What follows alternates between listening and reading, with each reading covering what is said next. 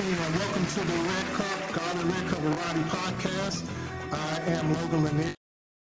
We are live on Facebook, YouTube, and we have Twitter and Instagram pages. And the redcuppodcast.com is our website.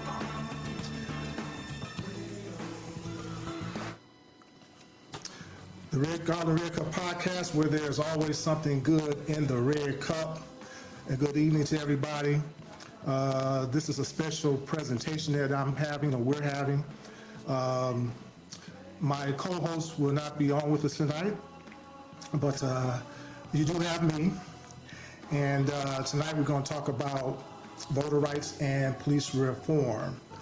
But first and foremost, again, the Red Cup Podcast was something always good in the Red Cup. We have what we call the Red Cup question of the evening. And that is kind of a lighthearted thing that we do.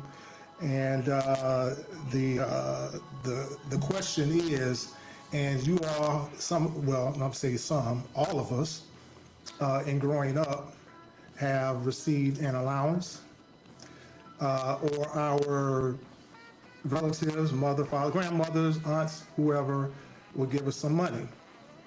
The question is, what did you do with your allowance? Did you save it or did you spend it? I can only talk about me right now. And I was a spender. I spent whatever I got my hands on. Money did not last long with me. And whatever I can get, I try to spend it on. And I grew up in one of those neighborhoods where there were we were surrounded by three stores, three party stores. I don't even think they have. As a matter of fact, as I drive and come around different neighborhoods now, even in I live in Toledo right now, but even in Detroit, I will see a lot of party stores, like, the little corner stores. In my neighborhood, we were surrounded by three. You had Ann's, you had Ted's, and you had Bob's. All three party stores sold different things. They all uniquely different in their own way. Ann's was noted for its penny candy. Ted's had the ice cream. And I'm about to take y'all back, and I hope I'm not dating myself. They had the hog head cheese. And Bob's had a combination of everything. He had different flavors of pop. Some of the other stores didn't carry a lot of the name brand pops, and if I'm not mistaken, I do think that Bob's had, remember Town Club Pop? Bob had Town Club Pop. So anyway, getting back to the question of the evening is, what did you do with your allowance? Did you save it or did you spend it? Okay, and again, I was a spender. I tried to spend whatever got in my hands on whatever. So naming those three party stores, I stayed in them, okay? Candy was my thing. So I was either buying candy, I was either buying some Chuck Taylors, or Chucks as we say. And back then, you had to have all colors, okay? And Chucks were not as durable as some of the shoes that they're making now, okay? Because if you were playing ball out there in the street or on the playground, one hard cut or whatever would blow them bad boys out. So I was either buying candy, I was buying Chucks, Chuck Taylors, I was buying some baseball equipment because I love to play baseball. I spent my money any way I could. And you all know what your mama told y'all. Now, I don't know if your mothers ever did that money check. They give you the allowance on a Friday and then they'll check and see how much you got on a Wednesday. Mine used to come to me and say, how much money you got left? And I'd be scared to tell her because I done spent all my money on whatever, okay? But then next thing out of her mouth is, well, if you spend it, you're not getting nothing else. So that was the thing, okay? I learned how to save eventually, okay? But as a 7, 8, 9, 10-year-old that was receiving allowance or just getting money from my relatives, I wouldn't hold on to it. Now, my sister, love her to death, I don't know if she's watching, she saved her money. She saved her money, okay? And you know what? I was kind of scared to go ask Connie for some money. You know, she had saved her money and she gonna do whatever she's gonna do with it. You know, I had spent mine, you know, so I'm scared to even go ask her for anything after I spent mine. But anyway, and you know, it seems like, and I look at what the kids have now. I look at what my grandsons have now. They're into the video games and that kind of thing. Don't it seem like kids got so much more now, or is it me?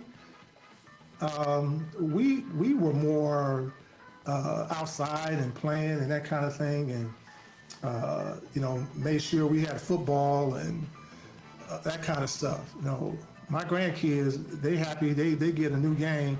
I don't know, they get a new video game, PS5, PS4, all the time. Okay, they love it. So I don't know if that's good or bad, but it seemed like they got a few more goodies than we did. Okay, our things was go outside and play.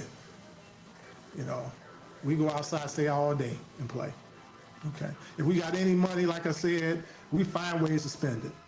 Okay, if I were to ask my grandkids right now how much money they got, all 4 of them will probably have some money in their piggy bank or wherever they're keeping it. Because I give them money. And with this pandemic, I'm sure they're not out to a store or whatever spending it. But it just seemed like they got so much more nowadays. But I was a spender. I could not hold on to any money at all. But that's okay.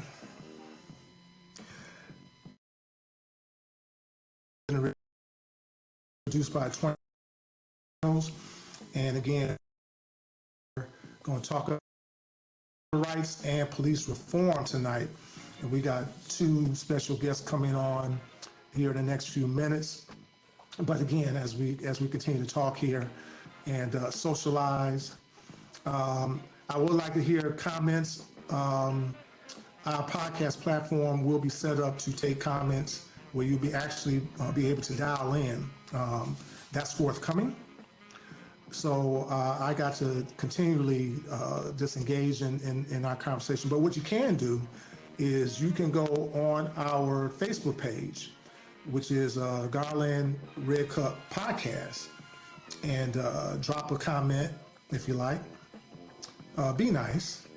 Got enough negative stuff in the world, okay? So be nice.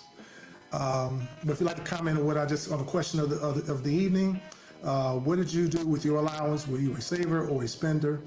And what with your allowance or money that was given to you? One other thing with that, bicycles were a big thing when I was growing up. I don't see kids riding no bikes. What are bikes? You know, you either went to Sears and Roebuck and got a bike. If there was a bike shop, there was a Schwinn bike shop. If memory serves me right, there was one on Puritan. And all my friends that were richer than me would get a Schwinn. They had the nice bikes. And not that mine wasn't nice, okay, but mine was Sears and Roebuck special. I don't see any kids riding no bikes. I have here in Toledo, driving a few blocks away from me, I saw a bike shop that actually sells bikes. Messed me up. Hadn't seen one of those in years. But I don't see any kids riding bikes. But I remember I did save once and bought me a bike. The banana seat, you know. The flag, remember the flag we used to put in the back? Actually, we thought it was something, you know, we thought it was our stuff because we got the flag on our bike. Actually, that flag saved your butt and kept you from getting hit because drivers would see that orange flag at the top. Then I got 3-speed. Remember now, there were 5 speeds, then there were 3 speeds. You had to have a 5-speed. You couldn't have no 3-speed. You were not at the upper echelon in your neighborhood if you were driving just a bike that didn't have a speed to it. So, but I don't see that now. You know, I don't know how many of you all see kids riding bikes. I don't see that now. I don't see it now. I don't see kids playing baseball, anything like that. You know, I mean, my gosh, you know, where is you know, with the kids, with the with the baseball. Well, and let me just say this: the baseball fields that we were playing in, they were vacant lots. You know, we had playgrounds. Yeah, we went to the playgrounds, but if there was a vacant lot, we was playing in that bad boy. My friend Martin Shannon, I don't know if he's watching tonight, had a vacant lot right next to his house. We played baseball in the mornings, played basketball in the alley in the afternoons, and topped it off by playing football in the street. Don't see that anymore. We played all 3 sports in one day. And go home as musty as I don't know what, and our parents was so glad to just dip us in the doggone bathtub. Anyway, we don't see that anymore. So, and again, I think things have progressed. I do understand that. All right, but again, don't see that with kids anymore. Going outside, whatever. Okay, but again, to all the kids, if there's any watching or parents that are watching, encourage your kids to save their money.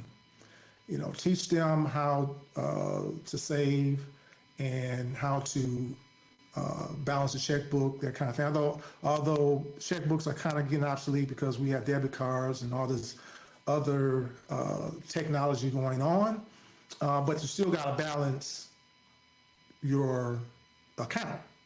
You got to know how much money you got. Okay, I had to learn the hard way.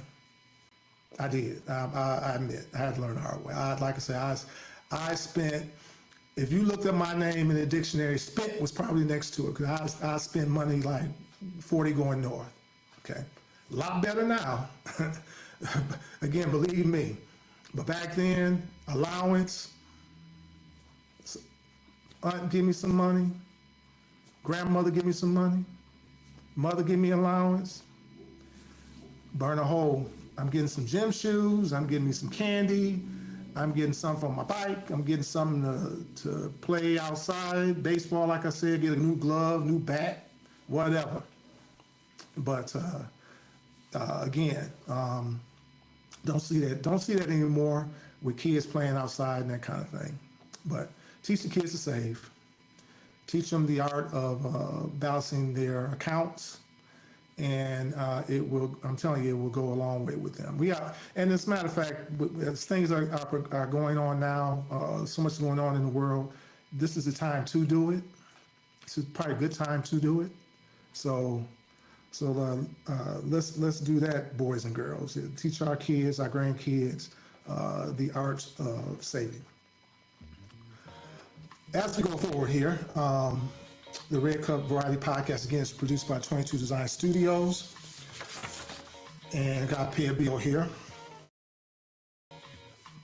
Poppin' Top Hat Popcorn Creations. This is my cousin's, Joy Lanier's business.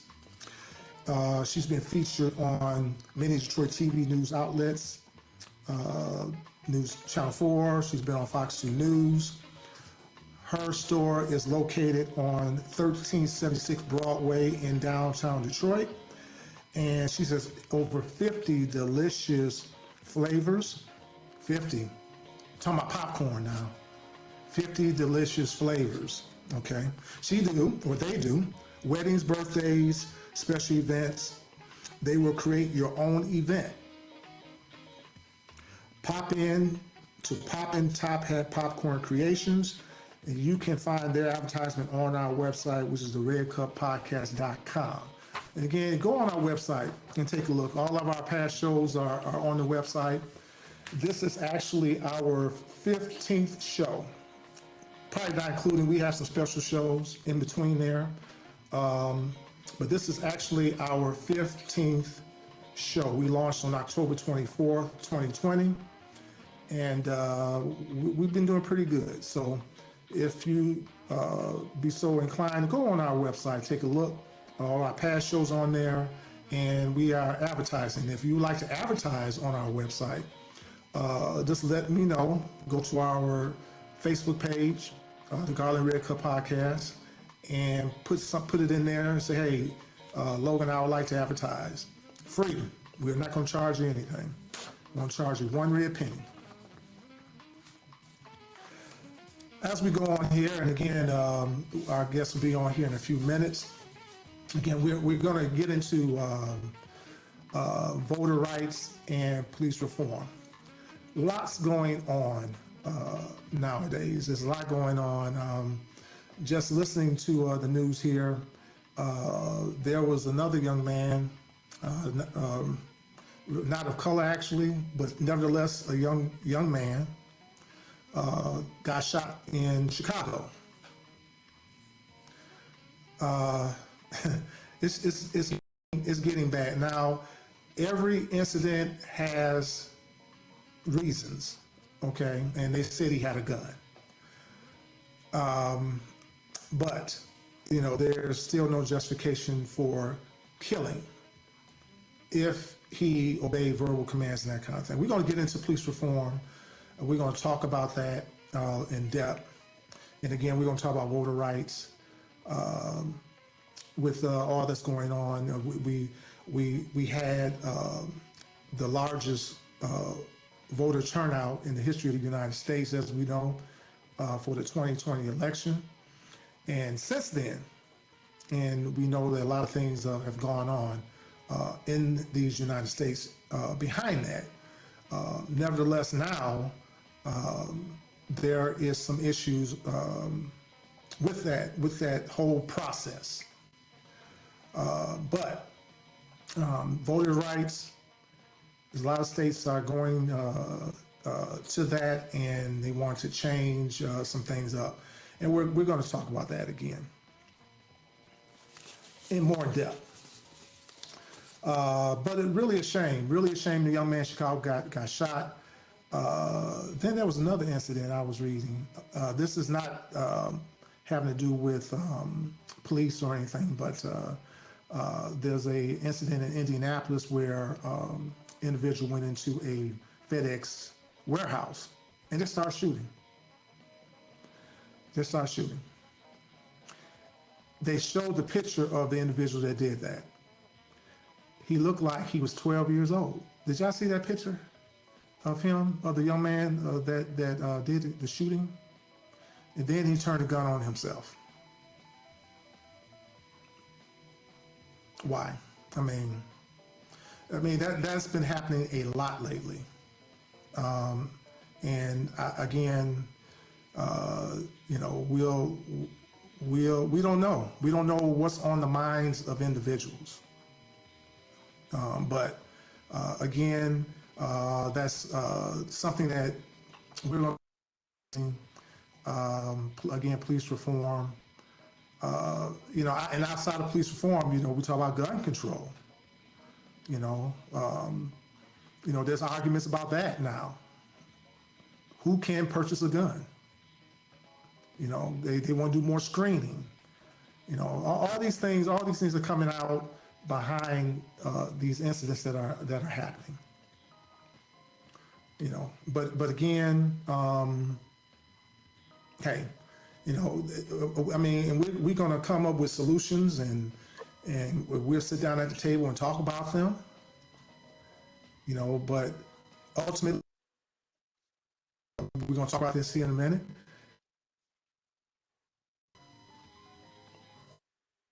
Sides with the individual.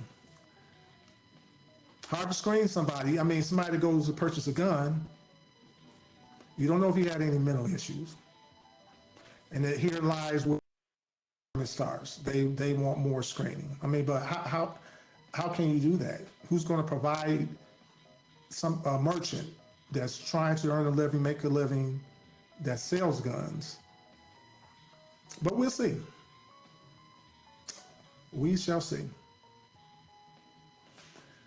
Mr. Bennett, can you hear me? Good evening. Good evening. Can you hear me? We have one of our special guests on. He is, can you hear me?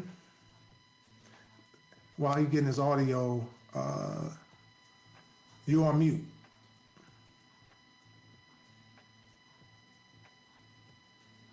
I mean, Yeah, see, he's getting his audio together. And again, as we go forward, can you hear me? I can hear you. Can you hear me now? I can hear you now. There you go. Okay. Okay. Yes, so Yes. how you doing? Doing great. How you doing this evening? There we go. All right.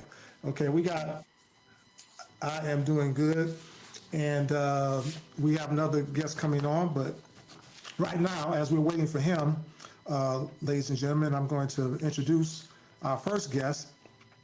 He's a program manager and coalition organizer for the Force Detroit Live. Did I say it correctly? Force Detroit Live Free? Yeah. Yeah. Okay, I think you froze again. Force Detroit Live Free, and he's a former director of Flip the Script. And we certainly welcome to our show, Mr. Keith Bennett.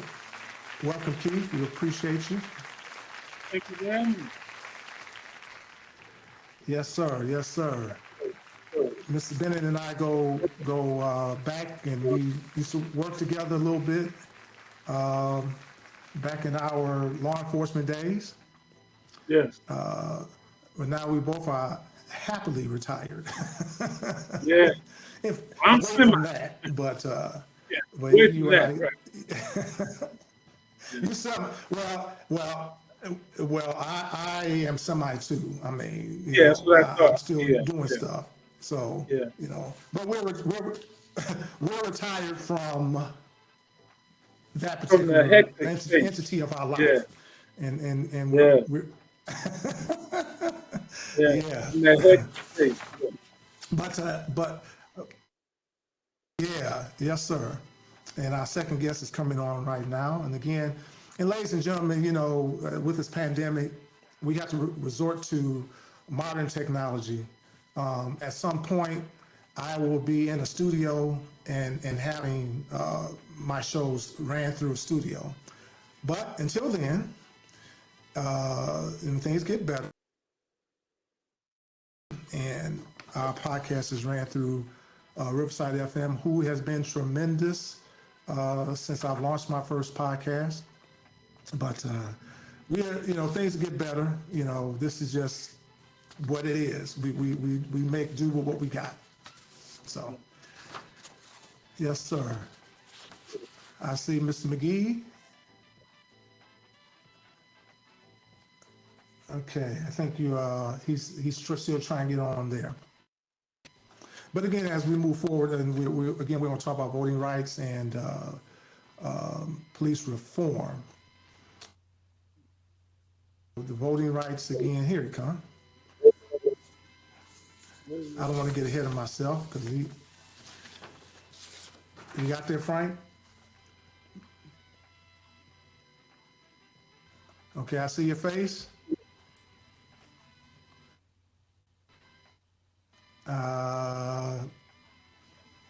But can you hear me, Frank?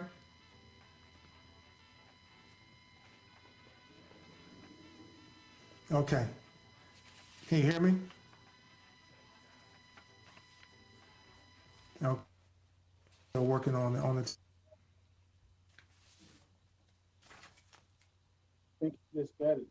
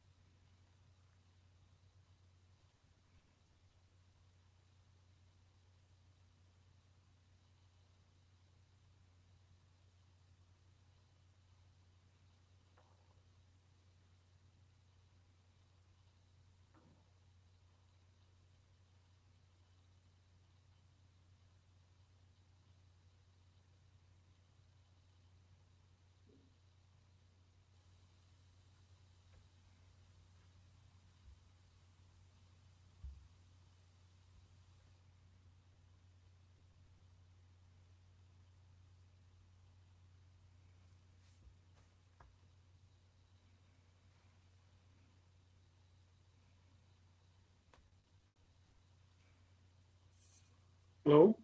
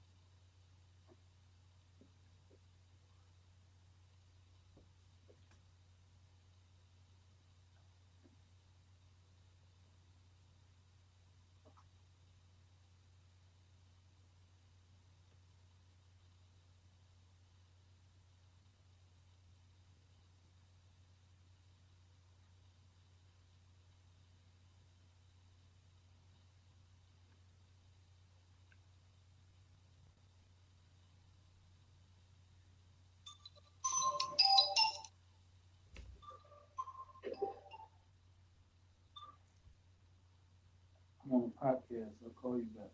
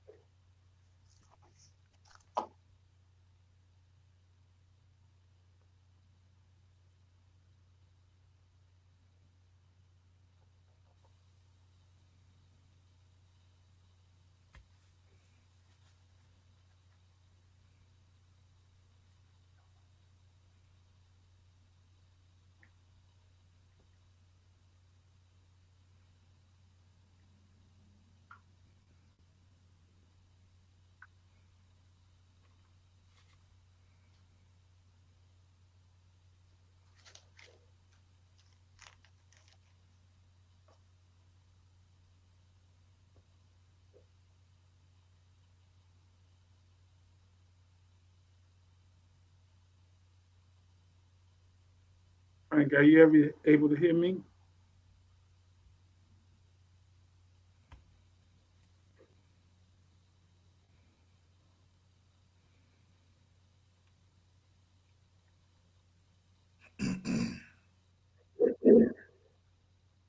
Hello?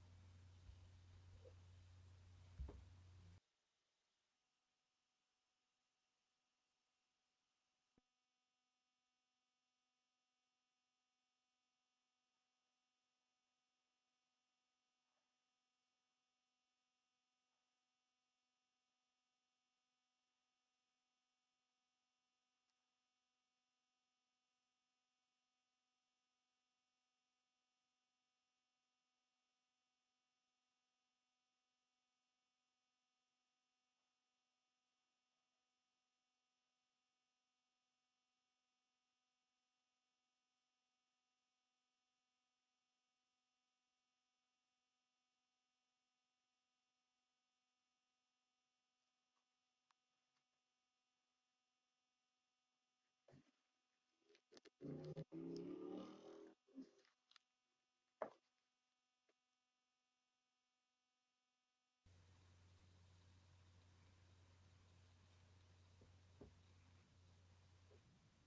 Hello? Hello? I can Frank, hear can you you loud hear and me? clear now, brother. Okay. I don't know what happened to Logan. We were on when we saw you coming in, and he said, "Oh, here he comes now." And after that, he disappeared for the last like 20 Well, I minutes. can see you now. I was getting ready to say. I was watching you the entire time, but you couldn't hear me. I kept asking, "Could you hear me?" And you wouldn't say. I said, "He can't hear me." And I've been in the chat room trying to communicate with I had my earphones on too. you. Yeah, and I was in the chat trying to let you know I was trying to communicate I with had no idea until I got a text. you. Okay. Yeah, I don't know what happened to Logan. I don't Oh, know. we lost Logan. Yep. Oh no. Oh man. But he and I were talking for about 3 minutes, and then saw you coming in, so he introduced me, and he said, "Well, here's Frank now." And as we were waiting, then he just disappeared. Wow. It's kind of good that you we're talking now because I was definitely going to lift up uh, um, the symbolism of our relationship. I work with Hmm. teenage males so that they can break the school to prison pipeline. You work with Yes. individuals who are leaving and trying to get back into the world. That's powerful. Yeah. Our probation was that. Or I designed in 2014 under Snyder. I designed a program to stop them from going and have probation and spend their time down here. Yep. So it was all working together. It was all It working. was And powerful. then Logan was the PO. You know. That's the irony of it, man. Well, I Yeah, think that's the it's a powerful statement because of the work we had to do to try to provide and the three black resources men. necessary, you know, and Yeah, we were at the top of our game. Not to brag, but we were doing some serious stuff. And then all of yeah, a sudden, everybody said, "Well, we're not needed anymore. We're not doing that anymore." And right. no one talked to the community we served. You get what I'm saying? Yeah, No one had a yeah. conversation I at all with the community. And the community would say, I "Yes, we do." I talked to Robert Thornton a lot, and he's amazed. He was amazed. I've talked to some funders, and they are amazed too. And they be like, "We don't want you to go sit down." I said, "Well, that's what everybody was pointing to, so I had no problem with it." I worked at an agency that played the game of three car Molly in the Hmm. finance department. And that's a reference to they Hmm. weren't, it was not on Hmm. the up and up. They took 35,000 Right. here, 25,000 there. I told Skillman, Hmm. I said, they're messing with our funds. I don't want to get busted for something I didn't do, so I'm letting you know on the up and up. That's not me. Right. Well, I And was told that I was getting the city was sending money for my program, and I'm sitting there looking at from Brenda Jones to Roy McAllister to even the mayor. Like I haven't seen them. Nobody's told me about any money. It's a Keith. Believe me. I said no. it was a game. And there was, Yeah. and I finally found out. I put two and two together and realized that they were systematically pushing out different program managers. All of them were African American. People who were at the top of their Okay. game. One sister wrote a $1 million grant for the homeless programs, and guess who's taking credit for it? Hmm. The old Oh president yeah. CEO, Sheila Clay, back in the Right. day. Right. And I'm like, "Oh," Right. and this is I Well, recommended this same thing person, with me. Right. The new and they building pushed that her we out. built in 2000. Wow. The new building we built in 2016, I arranged all that. When I brought it to them, it was done. The money was there. All they do is sign on. We're okay with this. And they got me angry at me. I'm like, but I negotiated it with three different funders: Kresge, List, and JP Morgan Chase. Why are you angry? Oh yeah, But I I did guess my replacement. you what? Go ahead. I did groom my replacement, a young guy. I think you may know him, Greg Anderson. He worked under me for 5 years. I groomed. He knew everything I knew. Plus, he was better technically than I was on a lot of things. And so I said, "Well, I'm gonna step down, and he's ready." They would not hire him because they said I would have control over the program if he was in that seat. I'm like, my God. You should have had control because of what the resources you brought to the table. You weren't being funny about anything. You were handling business. My situation is similar. Social capital was Mm-hmm. off the chain. We had those connections. People were comfortable with us. Mm-hmm. It took years to build Mm-hmm. up the trust between me and the gangs. To this day, there are people who say, "You work with Wow. gangs, Yeah. really?" Yes. And I knew how to do it, how Yeah. to engage them. And no, I Right. didn't just walk up on them on the street wearing a certain suit and tie. Because basically you getting it, Right. they're not gonna trust you because their peers are looking at you side eyed, then looking at the ones you work with, like, are you guys snitches or what? I didn't want that. So I did it a Right. different way. Right. And the engagement Right. was, I knew how to get these guys. I think we were at the top of our game in 2013. We got 235 Mm-hmm. fellas who would have definitely gone to prison, into employment opportunities, and eventually some of them went on to work at Chrysler. And Yeah. they were all working. They were all off the street. East 7 Mile was quiet. and but my It folks wasn't. were my folks were insistent on getting a youth employment program that they did not want me to run because, oh, you're incompetent. And I'm thinking, where did this come from? And why are you, if I'm so incompetent, why are you taking the stuff I helped create and put into the grant that's being written, that I'm contributing Exactly. to? So They it told was the a guy. game. Yeah, they told the guy that they hired to replace me during the interview process that I wasn't the reason the program was so successful. And he said he told them, but look, I heard of this guy like 20 some years ago. Matter of fact, I went over there and tried to meet him, but he was gone. His name was synonymous with returning citizens, probationers, flip the script. He said that can't be. I heard about you back in the 2000s, man. I think late 2000s, no, mid to late 2000s. And I was immediately Hmm. impressed because I was trying to get them Hmm. before they got into prison. Yes, And I had right. a group of guys who said, we want to start a campaign called Grads Not Inmates. And we Hmm. want to structure it at Oswald because we got some gang members here who want to get help but don't trust the people around them. And you know, the education Hmm. system is definitely a system you don't trust because it's built for people who Right, aren't not built for people of color at all. right. Yes, I'm keep throwing at critical race theory big time. It is Yeah. on the money. And unfortunately, a lot of that slipped into the nonprofit world where they took that same um, um, racial racism structure and structuralized Hmm. racism and put it into the nonprofit industry as well.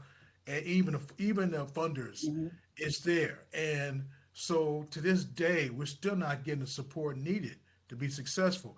I had a lot of haters No. at the top of the agency who pushed out Hmm. 7 people. By the time I left, I was number 8 because I'm thinking I'm not going to get set up for something that I didn't do, Wow. and that Well, setup you actually. know, the Go ahead. I'm sorry. Go ahead. with a I had a white CEO. Well, when I started there with a sister, Dolores Whitaker Carver, who loved me because I was there since 2002. Then a white female, Lorna Utley, who was at I think she was with the Ford Foundation. She loved me. But it's a sister that's been there like 44 years who did not like me at all. And she waited till Lorna left.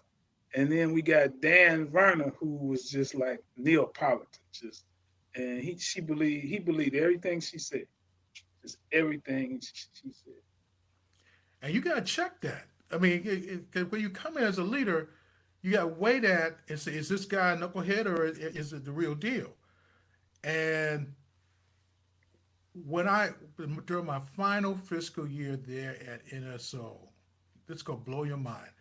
I was accused of hitting a man Mm-hmm. in a wheelchair while driving the van. I'm like, are you kidding me? I wasn't even driving the van on that day.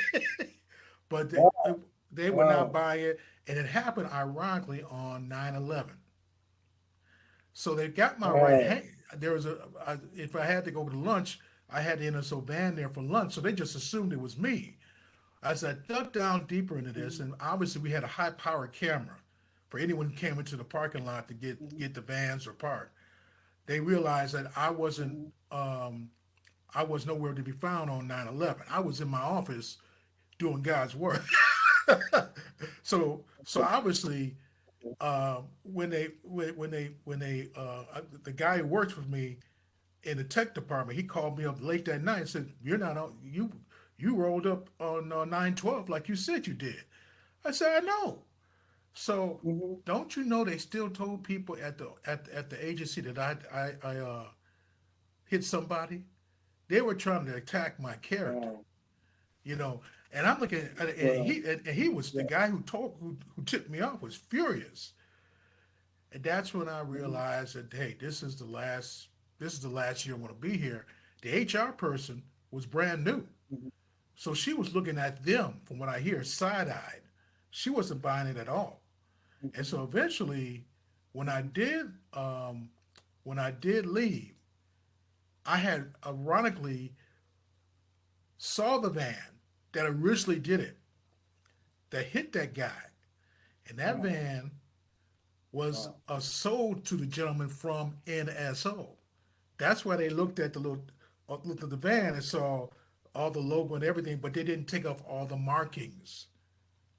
And so the Okay. agency Okay. got $5,000 from this person who bought it, and they put the responsibility of taking off those markings on the person who bought it. That's dumb. I'm You supposed take it to take off that off. yourself. Yeah, you take your liability clearly off the vehicle. Thank you. Yeah, I'm just I just did it. I'm not gonna look back, and I haven't said anything really negative about him since then. But I won't stand up for him as well. No, I can't. And the only thing I do when I finally realized what was going on, they were were going to go all in on the homeless programming. They figured that's where the money was. And it was all about the money. But Okay. let everybody else know what your plans are. So, look, we're going to have to focus exclusively on X, Y, and Z. We're sorry, da da da da da. So, No. What they did was they either set us up or forced us out. And one of the a greatest, funny thing, yeah, it's a funny thing. The guy that I tried to get to replace me, when they wouldn't give him the job, I called the mayor's office. You know who he's working for? the mayor, He's working for Sheila. No, my guy is working for Sheila. Works for the mayor, but my guy works for Sheila. he got to She watch hires his my guy. back. Matter of fact, she called me 3 times. The last time she called me, she said, "Keith, I'm getting ready to make this call. It's between your guy and another guy. But if you tell me he's the guy I should be hiring, and he's the guy I'm gonna be hiring," I said, "I'm gonna tell you this. He will watch your back. He is good." I said, "He's the second coming and better than I am." So he's down there with. He's been Yeah. down there about 2 years with it now. And your word is gospel, But but I'm she's going to leaving. tell you, she left it. She's the one that Yeah, left NSO. She's getting ready to leave that yeah. position? You serious? He says that she's told. Yeah, he said she told him that this is her last year. She'll be gone by fall. And where's she going to go? And he said she retired. He said she told the mayor that she really didn't. It was a 2 year assignment. She is the most dangerous person you could have. And I think she knew she couldn't squeal But she's around down. certain things. She sounds She's what? down there with a lot of sharks. She's down there with a lot of sharks. Though. It's a lot of them in the mayor's Good. office. Because that's in that Yeah. environment, that's how it is. So but she came from working with the county, and that's all they did. I knew about Sheila Mhm. back in the 1980s, man, the late 80s. Sheila, another woman, would set people up and get Mhm. them fired. How the hell would I know? Wow. But it was like, I mean, it was Right. like the Yeah. talk of the nonprofit world. And then she got the NSO. I'm like, Mhm. oh man. But I'm like, I'm gonna give her the benefit of the doubt. She seemed cool. Then she started doing the power moves on people. And then during the last year, there was no doubt during the last year what she was up to. She was forcing, getting people out and using the white boys to do the dirty work, Wow. so they could get mad at Well, them. And she got, I started at Goodwill on a 3-year pilot project for 1.2 over 3 years. And when I left there, my budget was just under 7 million, 38 employees, and they're gonna tell me I didn't do anything. And I wrote the grants. I wrote 85% of our grant myself or same here, proposal. man. We were exposed. I mean, we were disposable. And I could tell you, but when Sheila left, this is gonna blow your mind. Before she Mhm. left, before I left rather, she made sure she sent her representative, and that's anybody who works in corporate affairs at NSO. Mhm. That's how she Mhm. set it up. If there's in affairs and they come to a foundation, they're representing Sheila. Mhm.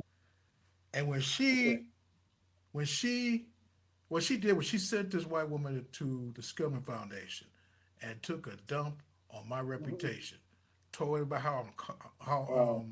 incompetent I am, how I treated the kids, all the dirt you can imagine, and dumped it Wow. on the floor for them. Everybody was stunned. So for a minute, no one was really Wow. talking to me, and I didn't even know anything until I came to another meeting at the Skillman Foundation.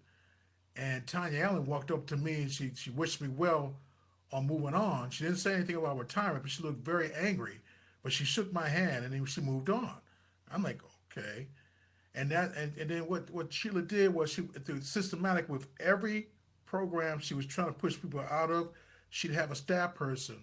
She would turn a staff person. And basically there was confusion in each of those departments because of that staff person. Because she promised them something. Like you're gonna get promotion, you're gonna get this, whatever. And so one of my guys who I helped turn around, get him back on track, but he had some, mental illness challenges. And but I knew how to work with him, and I knew if we didn't help him, he'd be in big trouble. Long story short, we were able to get the help he needed, but he turned and made up stuff about me. How bad is that? So and then he Wow. was kind of close to Tanya Allen and it was always hanging out at the Skillman Foundation. And so when I showed up with one of my staff members, uh, white guy said, "Oh, you're incompetent." Blah blah blah blah blah. What? I looked at him. And then Wow. this and so this former staff person says, "Thank you, so and so, thank you," and he walked away. I'm like, "What the hell is going on here?" I didn't have a clue. And so Mhm. at the end of the day, at the sharing notes with folks, they said, "Yeah, I had a person. I had a person. Two people I knew who were on their game to the nth degree were were set up. Classic. They were, and Well, I'm not my kidding. my saving grace is all the CEOs at all the foundations still love me. They know my reputation. And matter of fact, Yeah, I can't put their yeah. name out. One told me they said, "You won't know what this community, how this community feel about you until you leave Goodwill, and you're gonna see this community loves you. And Goodwill is not gonna see what the community, what they think about Goodwill until you leave, because they don't. The only reason they was dealing with Goodwill is because of you." That's And it. that's it's rang true. It's rang I'm. true. You are 100% correct, bro. And it shows a similar pattern here with NSO because it proved Hmm. a point. If you don't know community, you can't do what you had to do, Mm-hmm. no matter what's tried. You Okay. know, I don't badmouth people, And but yeah, but you mentioned, I don't badmouth people, but when the mother of the former CEO calls me up, and we're talking about some plans for helping out the kids, and then she says, mm-hmm, "By the way, I'm donating this money to help the kids go to camp, but let me talk to you about my daughter." And she flat out told me wow, of the stuff that she was doing, wow, and then her wow, mother told me, I told her not to do these things, and what she was basically telling people that I was incompetent, and then admitting to her mother that she was only doing that so I wouldn't leave.